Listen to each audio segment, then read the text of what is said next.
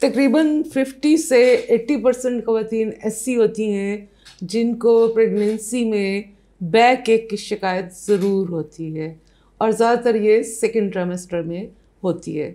चलें आज की वीडियो में हम देखते हैं कि प्रेगनेंसी में बैक एक का मसला क्यों होता है, क्या कॉजेज़ हैं इसकी और क्या ऐसी कुछ रेमेडीज़ हैं जिसको अगर हम फॉलो करें तो इस बैक एक से हमें निजात मिल सकती है।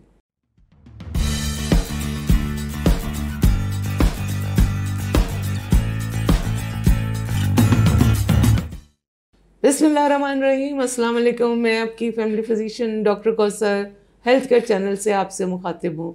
उम्मीद है आप लोग सब खैरियत से होंगे। वीडियो शुरू करने से पहले अगर आपने अभी तक हमारा चैनल सब्सक्राइब नहीं किया, चैनल को सब्सक्राइब कीजिए और जो लोग पहले से हमें सब्सक्राइब कर रहे हैं उनका बहुत शुक्रिया अदा करते हैं। बढ़ते हैं आज की वीडियो की तरफ और देखते हैं कि क्या कॉजेज़ होती हैं जिससे कि प्रेगनेंसी में बैक एक जो है वो एक बहुत ज़्यादा मसला क्रिएट करती है। सबसे पहले आपका वेट। आप जब प्रेग्नेंट होते हैं तकरीबन 25 से 35 पाउंड तक वेट जो है वो आप गेन करते हैं और ज़ाहिर है ये सारा वेट जो है वो आपकी बैक बोन ने सपोर्ट करना है और उसके ऊपर बहुत ज़्यादा स्ट्रेस होती है। इसके अलावा ग्रोइंग यूट्रस और बेबी जो है वो आपके पेल्विस की बोन्स को, आर्टरीज को, नर्व्स को प्रेस करता है जिसकी वजह से भी आप कमर के दर्द की शिकायत करती हैं। आपने कोशिश करनी है कि प्रेगनेंसी में आपका वेट जो है वो ज़्यादा ना हो। दूसरी बड़ी वजह हार्मोनल चेंजेस हैं। आपको पता होना चाहिए कि प्रेगनेंसी में जहाँ और बहुत से दूसरे हार्मोन्स जो हैं वो रिलीज़ होते हैं, एक हार्मोन होता है रिलैक्सिन। ये भी प्रेगनेंसी में प्रोड्यूस होता है और इसका काम ये होता है कि जॉइंट्स को और लिगामेंट्स को रिलैक्स करे ताकि आने वाले बेबी के लिए बर्थ की प्रेपरेशन हो सके।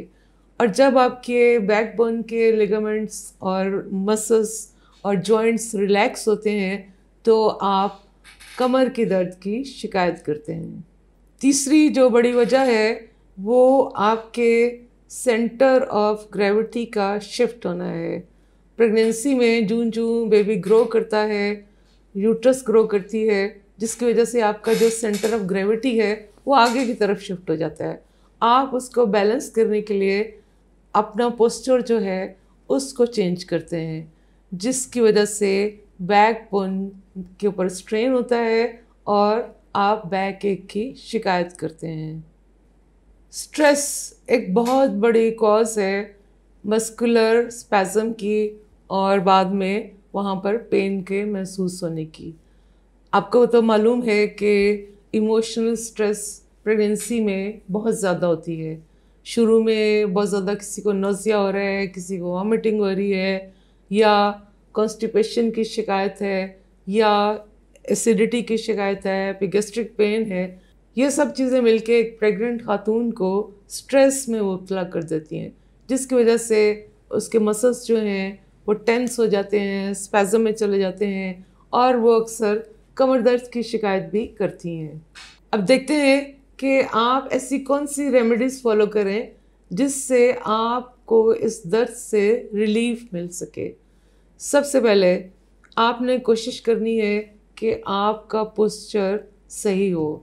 अगर आप बैठ रहे हैं कुर्सी पर तो अपने नीचे एक पिलो यूज़ करें, बैक पे पिलो यूज़ करें, अपनी बैक को बिल्कुल स्ट्रेट रखें और कोशिश करें कि पाँव के नीचे भी कोई ऐसा स्टूल या छोटा बेंच रखा जाए और पाँव आप उसके ऊपर रखें ताकि आप इजीली बैठ सकें।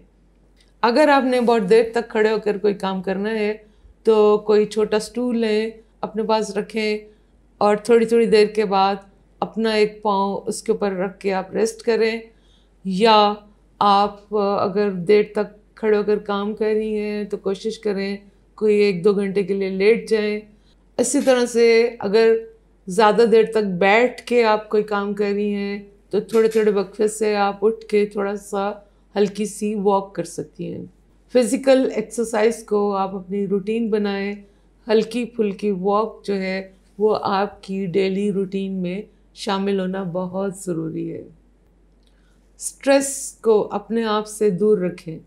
कोशिश करें कि आप जब टेंस अपने आप को महसूस करें, आप किसी दोस्त से या किसी और फैमिली मेम्बर से आप ज़रूर बातचीत करें, ताकि आपका ध्यान जो है आपकी अपनी स्ट्रेस से दूर हो सके। अपने वज़न को आपने प्रेगनेंसी में ज़्यादा बढ़ने नहीं देना, क्योंकि जितना ज़्यादा आप वेट गेन करेंगे उतनी ज़्यादा स्ट्रेस जो है वो आपकी बैकबोन के ऊपर पड़ेगी और आप कमर दर्द की शिकायत करेंगे। इसलिए कोशिश करें कि आप एक वेल बैलेंस्ड हेल्दी डाइट लें, जिसके अंदर कैल्शियम भी हो, विटामिन डी भी हो और सारे विटामिन्स हों। कैल्शियम और विटामिन डी के सप्लीमेंट्स अगर डॉक्टर आपको प्रिस्क्राइब करते हैं तो आप ज़रूर रेगुलरली लें, ताकि आपकी बोन्स और मसल्स स्ट्रॉन्ग रहें। अगर आपको कभी झुककर कोई चीज़ उठानी पड़ जाए तो आपने उसको झुककर नहीं उठाना, बल्कि अपने आप को स्क्वेटिंग पोजीशन में नीचे ले जाएं और फिर आप वो चीज़ उठाएं। इस तरह से आपकी बैक के ऊपर ज़्यादा स्ट्रेन नहीं पड़ेगा। जब आपने सोना है तो आपने अपनी साइड पे सोना है, चाहे वो राइट है या लेफ़्ट है, और कोशिश करें जो घुटने हैं थोड़े से बेंड करें और घुटनों के दरमियान भी एक पिलो रखें, ताकि आप बिल्कुल रिलैक्स होके अपनी नींद पूरी करें। जूते आपने ना ही हाई हील इस्तेमाल करने हैं, ना ही बिल्कुल फ्लैट इस्तेमाल कर रहे हैं। कोशिश करें एक लो हील का जूता जो है वो यूज़ करें, जो आपकी पाँव की आर्च के साथ फिट आता हो। इससे आप कंफर्टेबल भी रहेंगे और बैक एक से भी बचे रहेंगे। इसके अलावा अगर फिर भी आपको बैक एक महसूस होती है, आप कोल्ड कंप्रेसेस यूज़ कर सकती हैं। इसको आप एक घंटे के वक्फे से यूज़ कर सकती हैं, या आप हॉट वाटर बॉटल जो है वो भी यूज़ कर सकती हैं। फिर भी आपको किसी भी चीज़ से आराम नहीं आता, आप अपने डॉक्टर से मशवरा कीजिए, क्योंकि डॉक्टर आपको पेन किलर प्रिस्क्राइब कर सकते हैं जो कि बेबी के लिए और आपके लिए सेफ़ हो।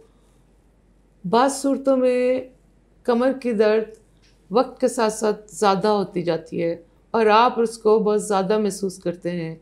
उस सूरत में आप डॉक्टर से ज़रूर चेकअप करवाएं, क्योंकि बाज़ औक़ात अर्ली प्रीमेच्योर लेबर में भी बैक एक इसी तरह से होती है।